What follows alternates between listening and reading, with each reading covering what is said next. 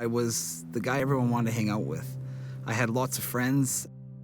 And I was just a very outgoing person and really liked it. Was involved in my church, graduated valedictorian at my school, played on the sports teams. I wanted to get married. I wanted to just take risks and have fun and enjoy life.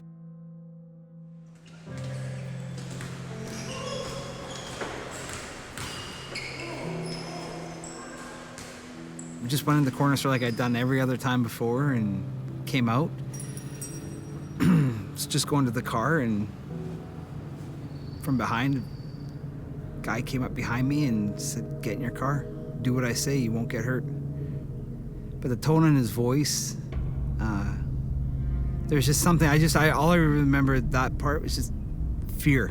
Like just immense fear just kind of comes over you.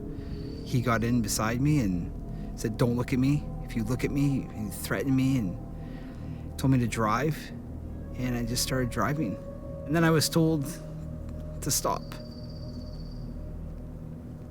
And then I thought, okay, this is where I'm gonna get out, and I do remember thinking he's gonna take the car now, and this is where I'm gonna have to find my way home. He told me to walk out into this kind of field, but I just remember this wasn't right. Something was really wrong with this.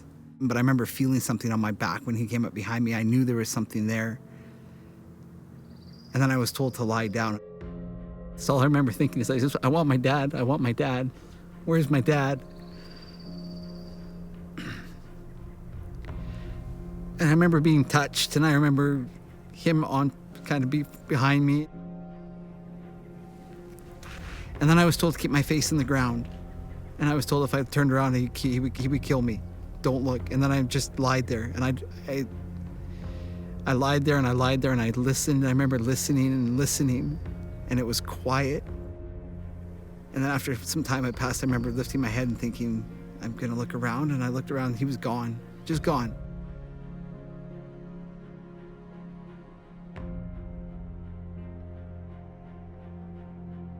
So we're in Chicago, and we get this phone call. It was about 10 o'clock at night, and I'm on the call, and it's sort of surreal.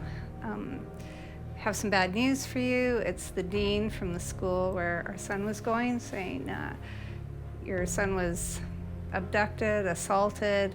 And I'm going, pardon? Like, what are you talking about? I was so confused because we're on this high. We're riding a high, and we get this phone call that's crashing everything that we've been talking about, building a future full of hope and potential, and all of a sudden we're talking about tragedy, and it's personal, it's us, it's our son.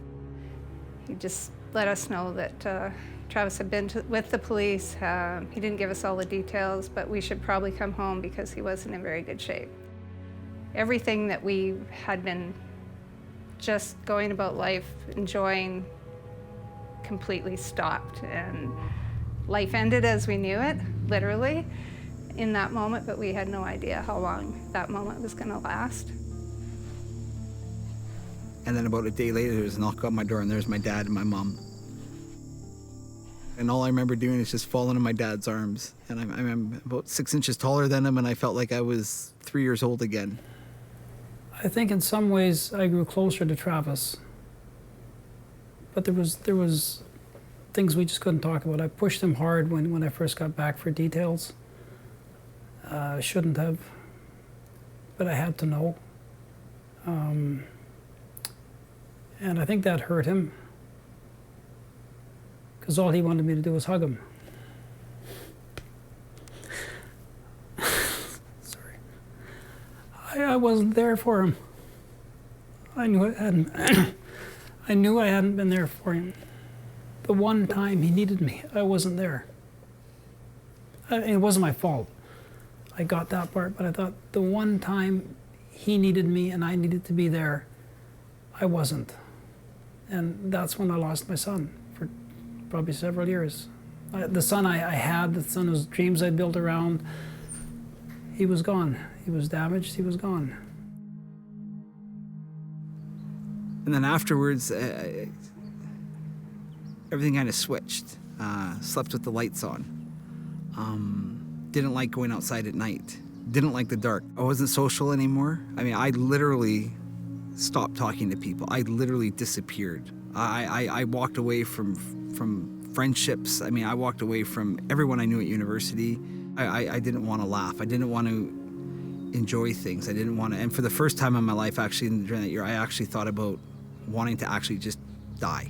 Just, what's the point? What's the point in living? He was just so different. We didn't know how to talk because we were always talking around the incident, but everything was related to it. And here he was, valedictorian in grade 12. Our house was the hangout house. Our house was the house everybody came to.